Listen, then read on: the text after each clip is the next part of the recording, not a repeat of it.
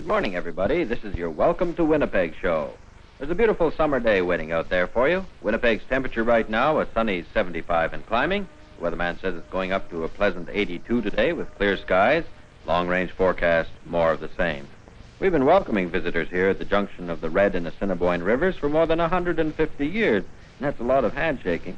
So no matter where you're from, come on in and get acquainted while I spin a little traveling music for you.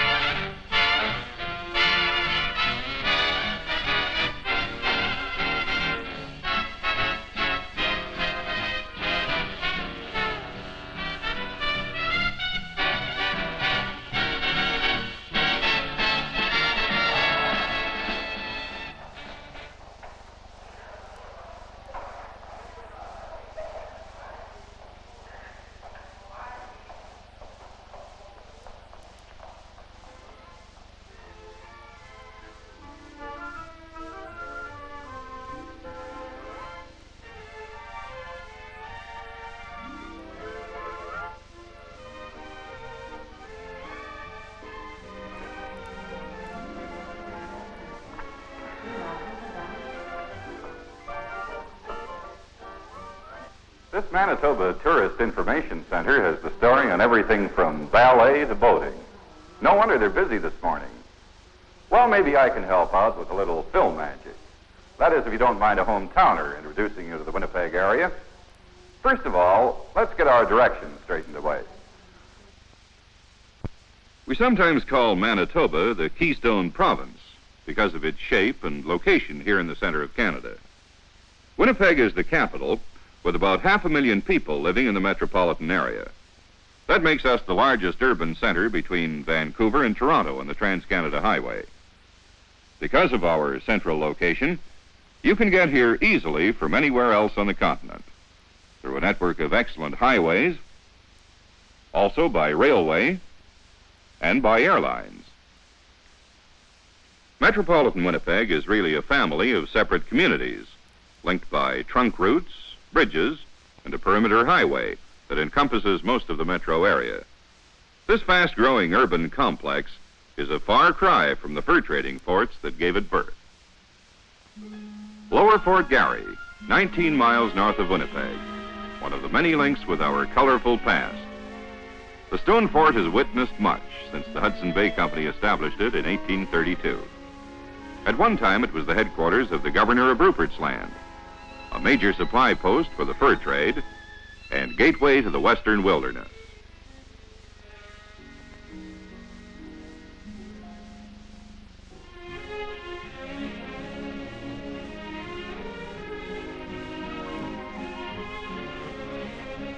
Here in the shelter of these massive stone walls, the first raw recruits of the Northwest Mounted Police were trained during the winter of 1873. Just imagine all the traffic that used to pass up and down here along the Red River. Fur brigades coming in from distant outposts, settlers with their boats loaded to the gunwales with supplies for a new colony, Indians in canoes. This was the lifeline that gave vitality to this new land before our highways were more than Red River cart trails. That's why most of Winnipeg's historical sites are within hailing distance of a river shore. That's why the city itself is at the junction of the Red and Assiniboine rivers, instead of up here near the old stone fort. A few buildings dating back to the 1800s have been transformed into excellent museums, while at other historic sites, such as Upper Fort Garry, only the gate remains. The famous St. Boniface Cathedral. It marks the influence of the French on the history of the area. One of the first explorers here was La Vérendrye, who built Fort Rouge on the banks of the Red River in 1738.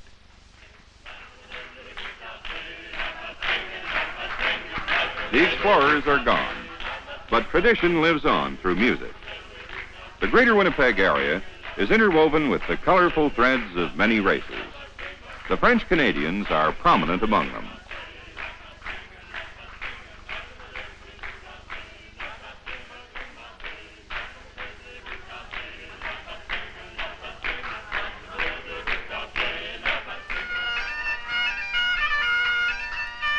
The Scots, too, have left their mark on Winnipeg.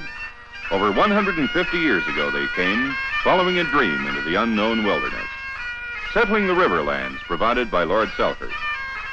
Today their descendants brighten many festive occasions with the skirl of the pipes and Highland dancing. The late 1800s and early 1900s brought new life from the nations of Eastern Europe. Of these, the most numerous today are the Ukrainians.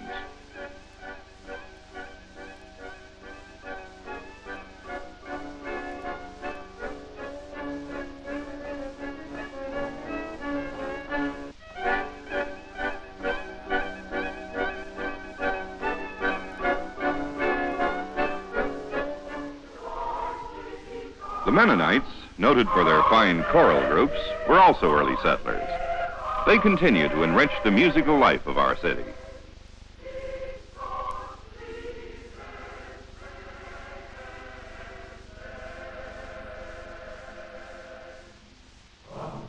June 17th, a day of special importance for our Icelandic community. These are but a few of the many peoples from almost every nation in the world who live here in Winnipeg. They came seeking a new life and stayed to help fashion the cultural mosaic of a province.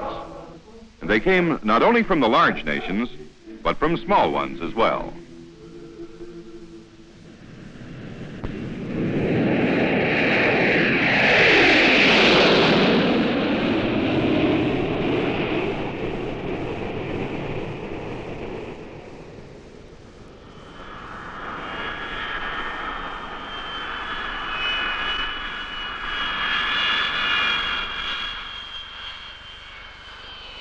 While respecting the rich heritage of our past, we also look forward to the promise of the future.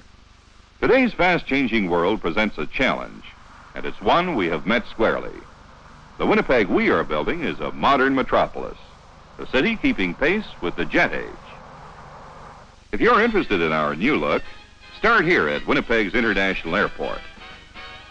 Some people call it the Taj Mahal of the Canadian prairies. And I must admit it's a beautiful eyeful as well as a practical public building. This waiting area is as big as a football field, which is about the space we'll need to look after the 100,000 passengers a month expected by 1975. The modern look is also catching on in downtown Winnipeg. One of the most recent attractions is our new City Hall. No matter how you look at it, Winnipeg is growing up.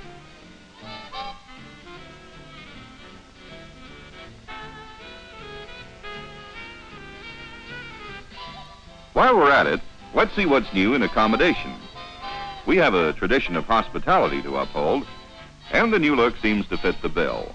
Hotels, motels, motor hotels. No matter where you choose to stay, your comfort is of prime importance to us.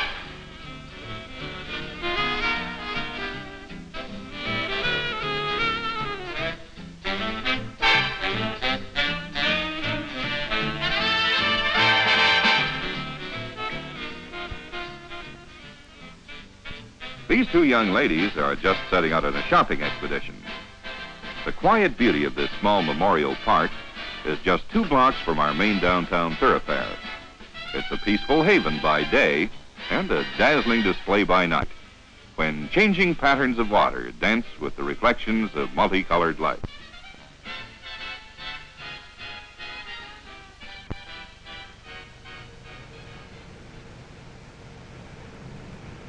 Portage. For half a century, Winnipeg's major avenue of commerce. Changing times have failed to strip it of its fascination. Though large shopping plazas throughout the metropolitan area offer much worth seeing, today the girls have chosen to stay downtown.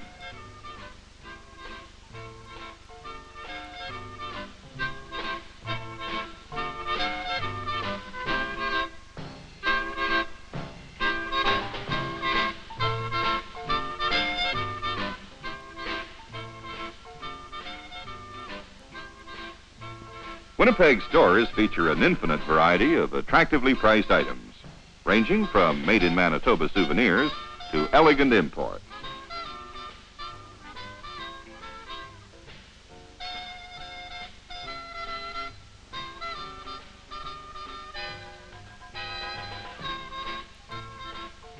These natural-looking stuffed toys are made right here in Winnipeg.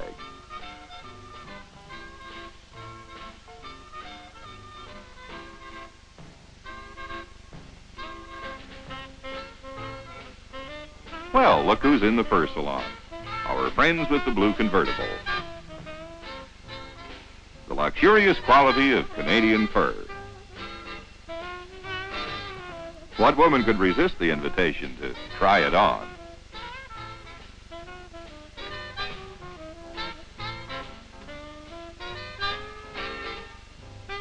Eskimo art has become very popular with visitors in recent years. Winnipeg's ready access to the trading posts of the north makes an excellent selection of carvings available.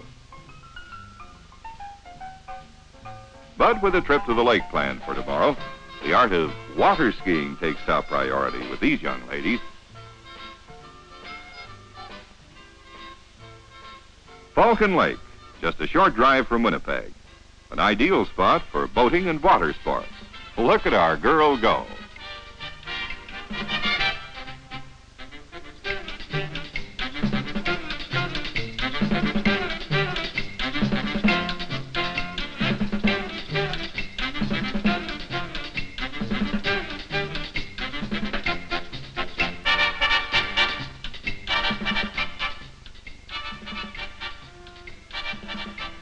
If you have your own boat, bring it along. We can always find a spot for you. They say that Manitoba is a painter's paradise. Well, I wouldn't know. I'm no Van Gogh. But I can vouch for the natural beauty of this parkland. Of course, Falcon Lake isn't our only resort area. Manitoba has hundreds of lakes, big and small, with lots of room for anyone looking for fun in the sun, away from the crowd.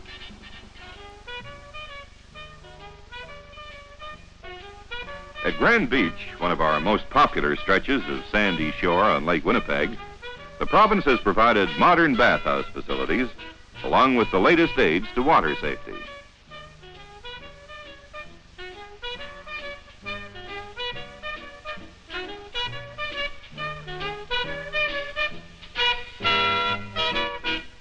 There's always a chance of meeting new people, even though some of them seem a little standoffish at first.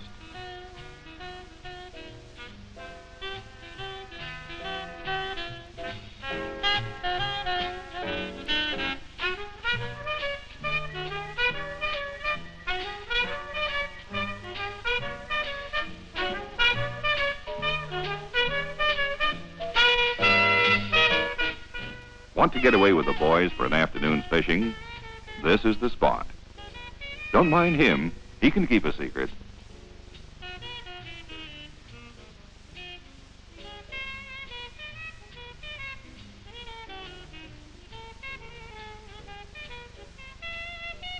Baiting a hook is a snap. It's all in the way you wrinkle your nose.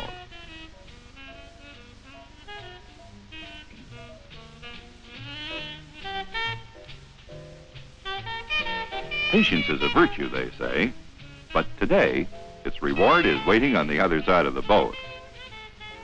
Boy, it's a beauty. The third one caught in an hour. No wonder he's excited.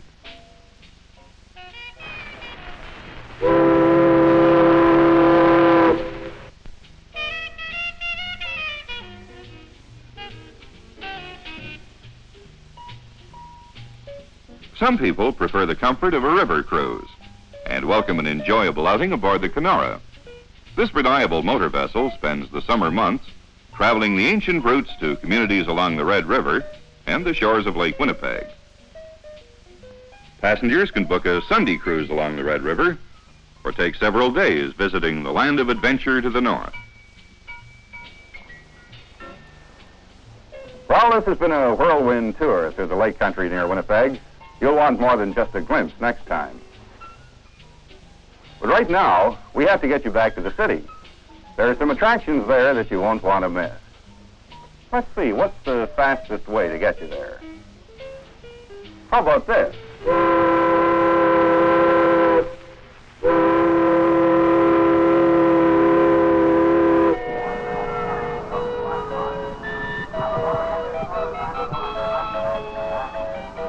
Winnipeg's famous Red River Exhibition, one of the best summer fairs in the West. It's a week of family fun and a special treat for the youngsters.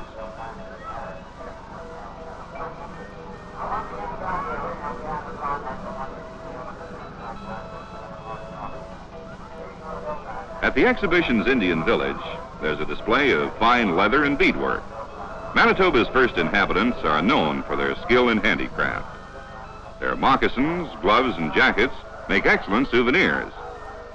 But trade is not the only attraction.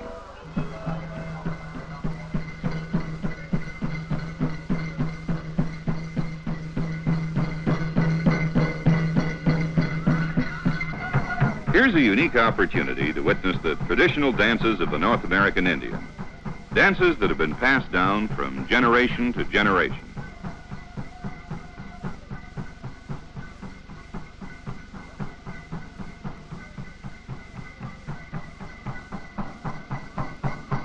For some, it takes time to develop an ear for the music.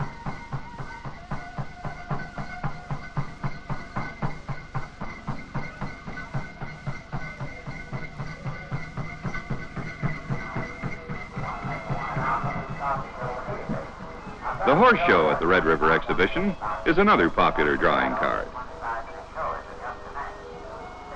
When I was a kid, horses were common everyday sights in the city, pulling milk carts and beer wagons. Now you don't see them at all, except in the country or at an exhibition like this.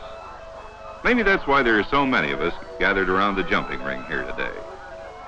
Of course, there is a place you can visit in Winnipeg where the audience is less sentimental, and there's more riding on a horse than an equestrian. The racing season at Assiniboia Downs extends through the better part of the summer. It's the most modern track in the West and draws horses from the best stables.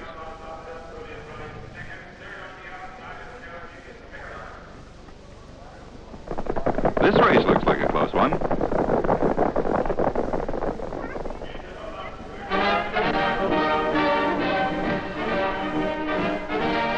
If you're keen on spectator sports, Winnipeg is your kind of town. Professional football is a favorite, with a schedule of league games starting in late summer. For some time, our Blue Bombers dominated the league, winning the national championship in the annual Grey Cup game. But whether the team is up or down, it gets loyal support from the cheering section. In addition to football, you can take in baseball games, stock car races, and other top-notch spectacles. The thrill and excitement of the best in professional sport awaits you in Winnipeg.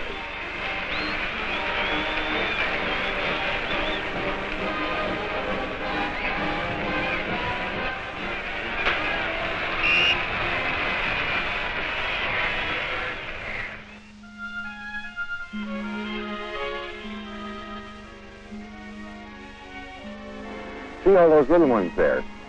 All those little ones, the brown ones, they're ducks. And the big white ones, they're swans. Right? Did you ever see a kid who did get a kick out of seeing birds and animals close up?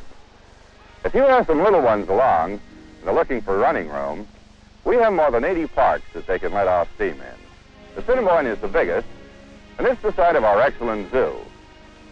Just follow this road here a short distance until you come to a Red River cart. That's the entrance to Aunt Sally's farm. And that's where your little ones can meet the junior members of the animal kingdom. How many thousand wide-eyed youngsters have come here to see the birds and animals? Not just to see them, but to touch them and know that kind of kinship all life shares.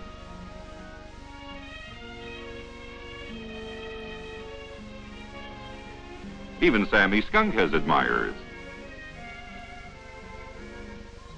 In the main zoo, we have less friendly animals. How would you like to meet him in a dark jungle? There's always a good audience watching the polar bears, and for an excellent reason. They're performers.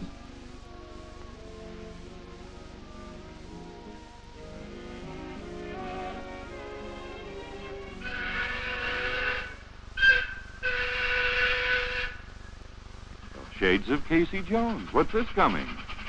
The park's miniature steam engine.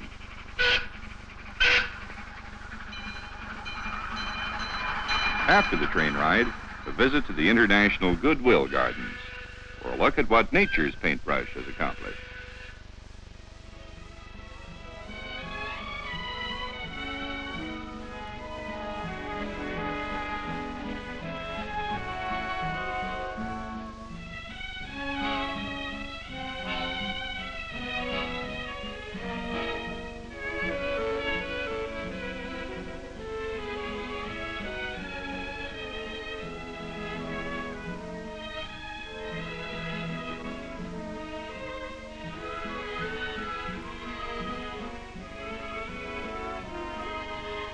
The day is drawing to a close, and appetites will soon announce the supper hour. If variety is the spice of life, then Winnipeg must have one of the liveliest collections of eating places on the continent. And it's not all neon front and fancy names.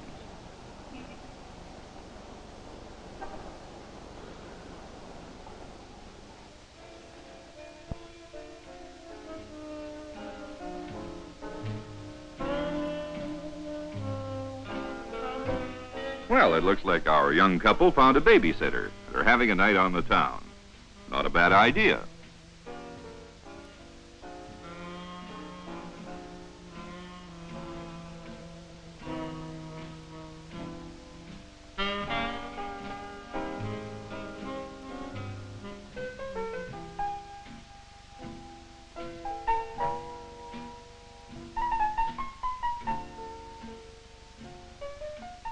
We may be Western in Winnipeg, but the days of the chuck wagon meal are long gone. During the last few years, we've gained a reputation for serving some of the best food in the land, and we're proud of it. Good food, efficient service, and attractive surroundings can get the evening off to a pleasant start. Of course, it is just a start, because when you're finished, the nightlife of Winnipeg awaits you. Variety is the key to nightlife in Winnipeg. We have fine nightclubs and movie theaters, of course, but we also take pride in our professional stage shows. This is just a glimpse of one of the musicals presented by Rainbow Stage, part of the full range of summer theater produced in our city. Later in the season, the Winnipeg Symphony Orchestra begins its concerts, providing a balanced program of classical music and featuring some of the finest soloists on the concert stage. The symphony has done much to encourage a greater appreciation of classical music.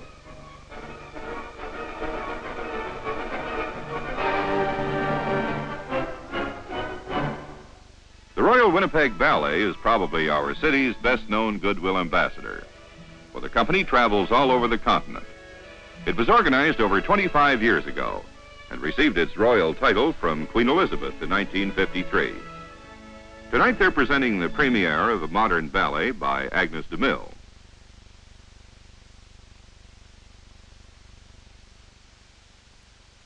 the Manitoba Theatre Center, rated one of the best professional theater companies in Canada. In addition to Winnipeg acting talent, performers are drawn from all over the country. Plays range in style from Tennessee Williams to Noel Coward, and also include Canadian originals. Tonight, a Noel Coward comedy.